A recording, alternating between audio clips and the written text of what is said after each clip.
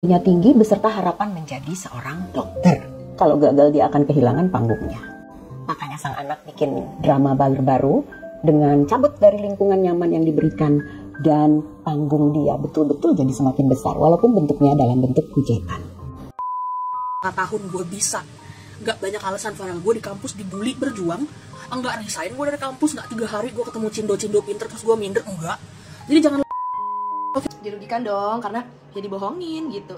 Jangan lagi ada Farel-Farel selanjutnya yang mengatasnamakan cerita sedih untuk mencari keuntungan pribadi.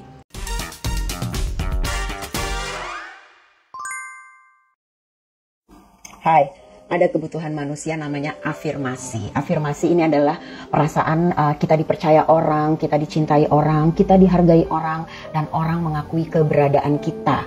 Dan itu semua bisa terjawab dengan sosial media. Kalau orang suka dengan wajah kita, makanya kita sering posting foto kita. Lalu orang follow, orang like, kita seneng, saya juga. Apalagi ketika kita live, banyak yang nonton. Ditonton itu menyenangkan guys. Itulah sebabnya si anak ini senang dengan sharing kisah-kisah sedihnya, air matanya, harapan-harapannya yang tidak mungkin dia capai. Semakin banyak orang nonton dan semakin ramai dibicarakan, anak ini mendapatkan afirmasi dan panggung kehidupannya. Bapak juga sama. Saya dulu fans banget dengan YouTube-nya yang dia membagikan kosmetik yang berbahaya dan yang tidak berbahaya. But he top up the game dengan membuat podcast.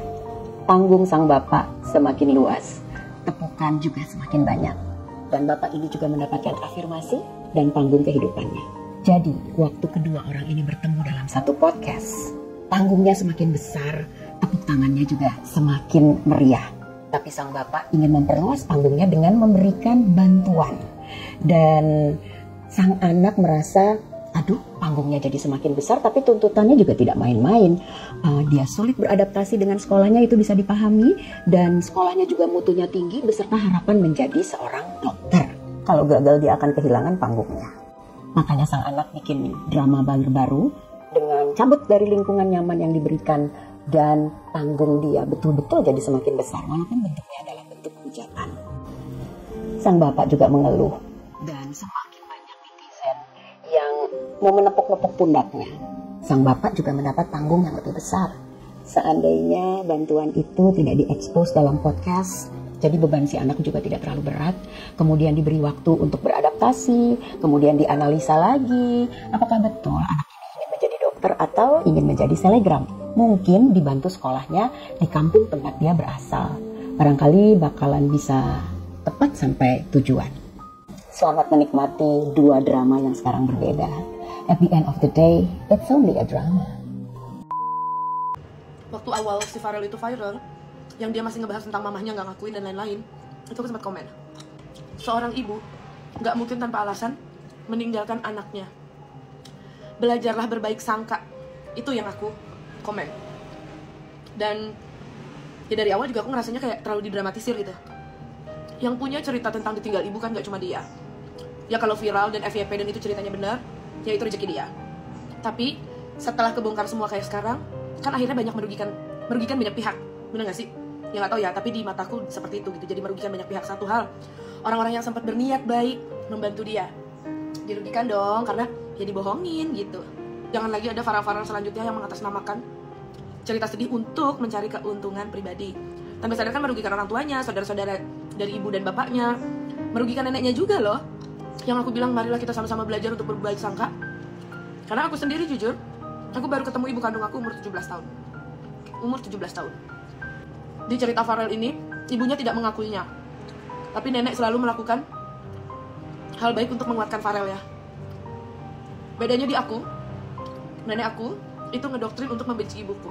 Puji Tuhan seperti apa, aku tidak pernah jadi anak yang berburuk sangka. Aku selalu berpositif thinking. Aku ingat banget tuh di umur aku 13 tahun, aku berpikir gini, mama pasti punya alasan ninggalin aku. Ada permasalahan orang tua yang kita tidak bisa pahami. Jadi aku cuma bisa ngerti. Terus aku doa ke Tuhan kalau misalnya Tuhan izinin, aku pengen ketemu mama di umur 17 tahun. Doa yang sama selalu kulakukan setiap hari.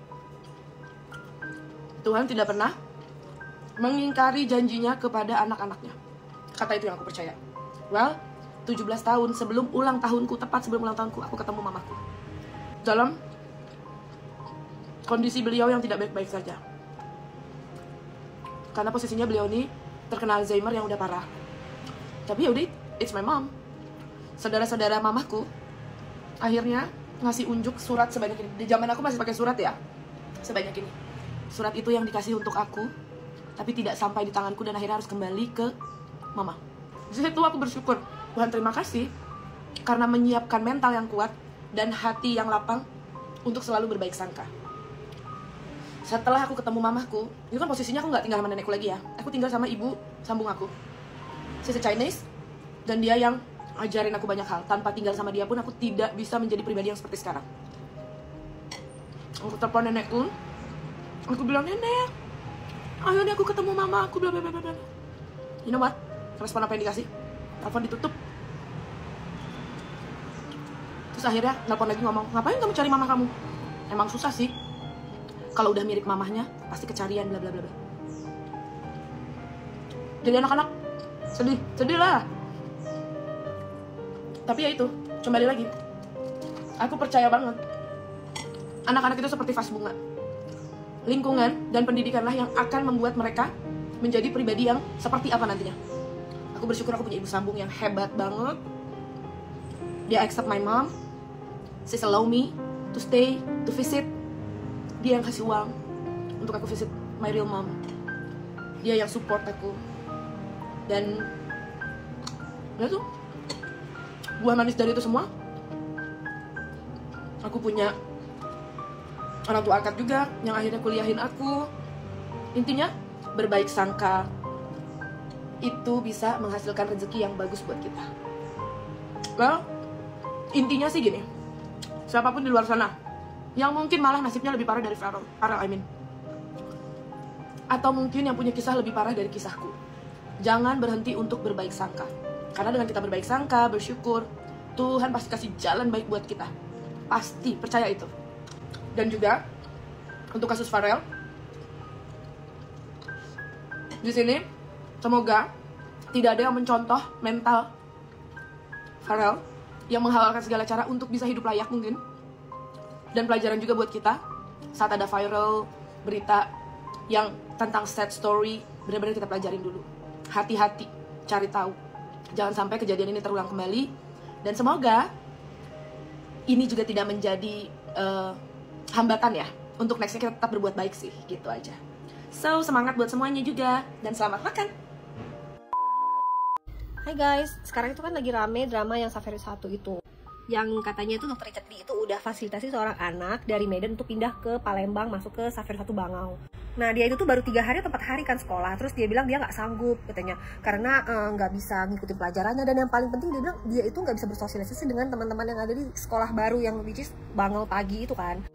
Dan sebenarnya aku sebagai alumni itu kayak nggak gitu juga kali, orang-orang Safari 1 tuh nggak segitunya, nggak ada yang namanya tuh bullying atau bahkan nggak mau berteman sama kamu tuh, karena lu itu baru adaptasi loh, baru 3 hari loh, 3 hari itu tuh baru bener-bener yang lu masih perkenalan diri, lu masih harus kenal lingkungan, lu masih belum kenal jalan daerah situ ya kan. Tapi kan at least lu udah bisa bahasa Indonesia, lu tinggal nyesuaiin diri aja gitu loh. Aduh gue bilang sih, aduh sayang banget loh itu dokter itu mau sekolahin lu tuh di Safari 1 itu which is sekolah yang memang favorit di Palembang gitu kan. Sebenarnya aku tuh pernah sih di posisi kayak dia itu, kayak aduh masuk ke sekolah baru, lingkungan baru, belum adaptasi gitu kan. Dan waktu aku baru datang ke Taiwan itu juga bahasa itu masalah nomor 1, terus juga jauh dari keluarga, betul-betul yang harus kita selesai sendiri semua, dari cuci baju, cuci piring, jemur baju, lipat baju, segala macam itu kita harus sendiri gitu loh. Di awal itu memang berat ya guys, tapi ya gimana gitu kan, wajar sih kalau Dokter Richard tuh marah karena dia keluarin uang tuh gak sedikit loh. Maksudnya dia tuh kayak orang tuanya si Farel lah ya, pengganti orang tua atau kakak angkatnya, udah sekolahin lu mahal-mahal dengan harapan lu tuh bisa lebih baik lah gitu loh. Tapi dia sayang banget disia-siain gitu loh. Sebenarnya kalau bilang anak rantau tuh banyak loh ya yang ngerantau lebih jauh bahkan ya, dan kita harus keluarin uang sendiri loh. Kayak aduh gila lu, gue pernah juga kayak gitu, gue bilang mah pak gue pengen pulang ke Indo, gue udah gak mau sekolah, gue udah capek gitu, mampus gue diomelin mati-matian tuh sama keluarga gue ya. Jadi gue ngerasa tuh si Farel ini bener-bener penuh drama ya, kayak lu nyanyiin kesempatan gitu loh. Kayak itu sebenarnya masa depan lu bukan masa depannya si dokter sih, tapi ya attitude-nya dia langsung main pulang tanpa pikir panjang, dan dia pengen jadi tiktokers.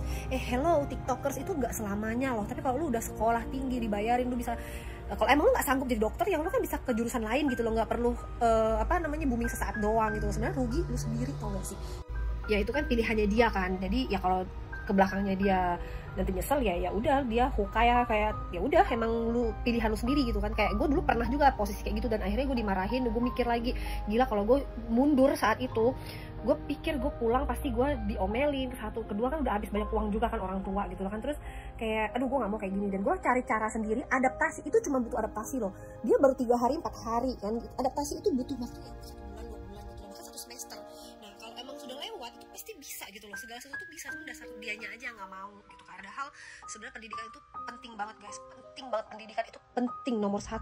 Kalian yang memang datang ke Taiwan, sekolah, kuliah, memang awalnya pasti terasa berat, tapi kalau bisa adaptasi, kita bisa melakukan aktivitas positif di luar sekolah, itu pasti kita bisa berteman, bersosialisasi, dan itu pasti bakal lebih baik. Karena gue pernah ngejalanin itu gitu loh, dan itu emang berat, bergaul sama orang Taiwan, bahasa kita nggak bisa gitu kan. Ya lama-lama pasti bisa gitu, asal kita mau, kita siang tanpa, kita harus ada kemauan kayak gitu loh. Karena kuliah atau sekolah itu, ijazah itu ujungnya buat kita sendiri loh, bukan buat orang tua kita, bukan buat adik-adik kita, kakak kita, enggak, itu semua buat kita sendiri, semua modal kita sendiri. Jadi untuk kalian yang masih berjuang di Taiwan ataupun dimanapun kuliah, SMA, kuliah, jayo, saya masih dan itu bisa berhasil sekarang, jalan hidup itu jayo.